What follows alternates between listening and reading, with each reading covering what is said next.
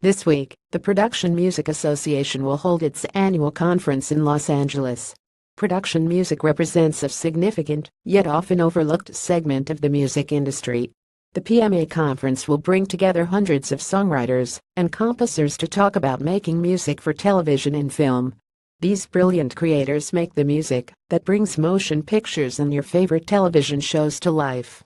However, their livelihood is currently being threatened by a disturbing trend among major studios and networks who are using their market power to demand unreasonable and morally questionable compromises from the composers on which they rely, and who have very little leverage to fight back. For context, one must understand that production music companies are mostly small businesses, individual composers and songwriters who depend on synchronization and performance revenue to survive.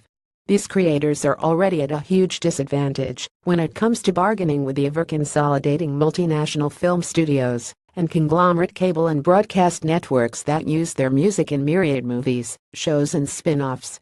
Instead of simply paying a reasonable license fee for the music they want to use, some networks have begun demanding that composers give them what amounts to kickbacks in order to use their work, contractually requiring that the network gets a percentage of the downstream public performance revenue of the song. This predatory practice threatens to wipe out many struggling production music composers and companies. Legal issues aside, what's concerning is the propriety of holding composers hostage to a morally troubling choice. If a composer wants a major network, with enormous market power, to use their work on any of their channels or programs, they are being told they essentially have to allow them to take partial credit for it. Again, what's being required isn't just a cut of composers' money, it's partnership of the composition itself. This demand of sharing future payments that are meant for the creator in order to continue doing business is a practice not looked kindly upon in American commerce or by American consumers. It is akin to a recording artist taking credit for writing a song when the artist had no part of the creative process. What's worse, the networks and motion picture studios demanding this credit are creators themselves who should understand the systematic degradation of a creator's rights that this practice has put in motion. Should music creators refuse this type of revenue share, they could be barred from the networks with whom they must do business to survive. Being asked to sacrifice their rights to their own songs permanently, as well as part of their profits, for their work to be considered by certain companies is a form of big media bullying, and it pits small songwriters against Goliath companies with which they have no ability to truly bargain. This type of abuse couldn't happen at a worse time.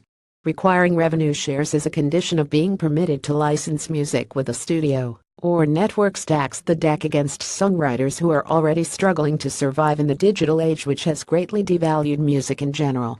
The television and film industries must examine just what is being asked of working production music composers and companies in order for their music to be used. If this trend continues, it will result in a mutually destructive conflict between creators and network and studio heads. In this golden age of television, and as people consume more movies and shows than ever before, music has never been more central to the appeal of great drama. It would be tragic for the rise of such immense creativity to not translate to the rise of great composers, and instead to their demise. As networks consolidate, the Smelbicina songwriter is at more and more of a disadvantage, and while the studio and network bosses may be able to get away with strong-arming them, it certainly does not mean that they should. David Israelite is the president and CEO of the National Music Publishers Association (NMPA). Founded in 1917, NMPA is the trade association representing all American music publishers and their songwriting partners.